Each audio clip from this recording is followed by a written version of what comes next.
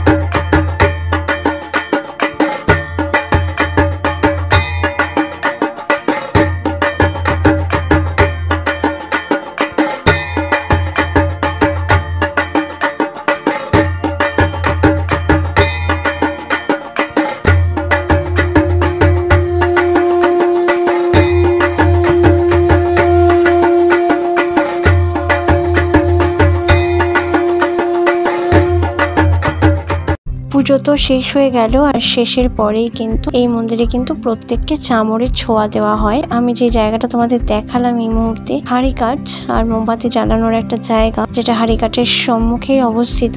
সেখান থেকে সোজাসুজি তাকালেই কিন্তু মায়ের গর্ভগৃহ, যেখানে এখন অনেক লোক রয়েছে, কারণ মায়ের আরতির পর কিন্তু এখানে পুরোহিত নাম গোত্র নিয়ে নিয়ে প্রত্যেকের পুজো কিন্তু মাকে নিবেদন করেন খুব সুন্দরভাবে। শুধুমাত্র এই মন্দির, যেখানে নাকি ভক্তদের আনা সমস্ত জিনিস মাকে খুব সুন্দরভাবে নিবেদন করা হয়। এই হচ্ছে এই মন্দিরের আরো একটি অতি প্রাচীন এক রীতি। যেরকম পুজোর এক রীতি রয়েছে যে মায়ের আরতির পরে হাড়ি কাঠ এবং মায়ের সাথে উঠে আসা দুটো পাথর, যেটি মায়ের গর্ভগৃহের ঠিক বাঁ দিকে রাখা রয়েছে,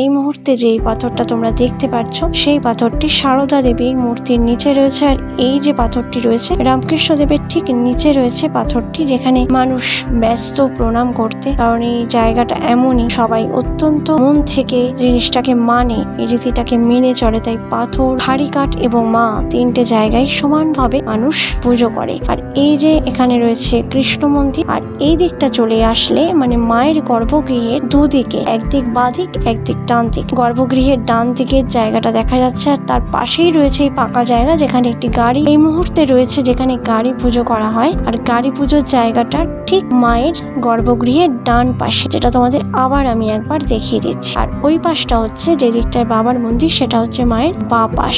আরতির পর মাকে শয়নের সময় প্রত্যেক দিন মায়ের ফুল টুল সব ফেলে গয়না খুলিয়ে অন্যভাবে সাজানো হয়। তো সেই সাজসজ্জাও কমপ্লিট। এবার মা কিন্তু শয়নে চলে যাবে। মাকে শয়ন দেওয়া হয়ে গেলেও মন্দিরের গর্ভগৃহের দরজা কিন্তু রাত 10টা অবধি খোলা থাকবে মানুষের দর্শনের জন্য। রাত 10টায় গর্ভগৃহের দরজা বন্ধ হয়ে যাবে, তারপরেই মাকে কিন্তু পুরোপুরি শয়ন দিয়ে দেওয়া হবে। আবার ভোর 6টায় মন্দিরের গর্ভগৃহের দরজা খুলে দেওয়া হয়। তো চলো আজকে আমার ভয়েস ওভার আর ভিডিও এখানেই এন্ড করছি। মায়ের দর্শনের মধ্যে দিয়ে তোমাদের কিরকম লাগলো ভিডিওটা জানিও একটা ছোট্ট কমেন্টের মাধ্যমে। আর যদি ভালো লাগে তাহলে কিন্তু আগের মতো ভিডিওগুলো অবশ্যই শেয়ার করো নিজেদের প্রিয়জনের সাথে। আর সকলে খুব খুব ভালো থেকো, আর সাবস্ক্রাইবটা করতে একদম ভুলো না। জয় মা, টাটা।